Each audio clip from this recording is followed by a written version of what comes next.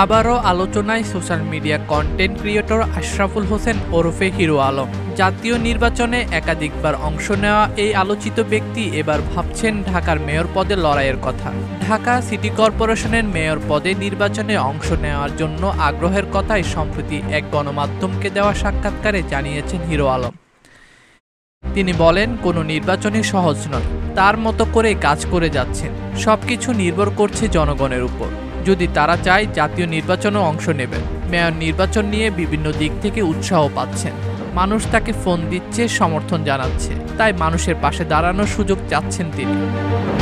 এর আগেও হিরো আলম বিভিন্ন আসনে জাতীয় সংসদ নির্বাচনে প্রার্থী হয়েছিলেন। 2023 সালের 1 ফেব্রুয়ারি বগুড়া 4 এবং বগুড়া 6 আসনে উপনির্বাচনে প্রতিদ্বন্দ্বিতা করেন তিনি। একই বছর 23 জুলাই অনুষ্ঠিত ঢাকা সদর আসনের উপনির্বাচনে একতারা প্রতীক নিয়ে আওয়ামী লীগের আরাফাত এ রহমানের বিরুদ্ধে স্বতন্ত্র প্রার্থী হিসেবে প্রতিদ্বন্দ্বিতা করেন হিরো আলম। বিএনপি জামায়াতবিহীন ওই নির্বাচনে ভোট গ্রহণের দিন হামলারও শিকার হন তিনি। পরে নির্বাচন কমিশনে ভোট বাতিলের আবেদনও করেছিলেন হিরো আলম।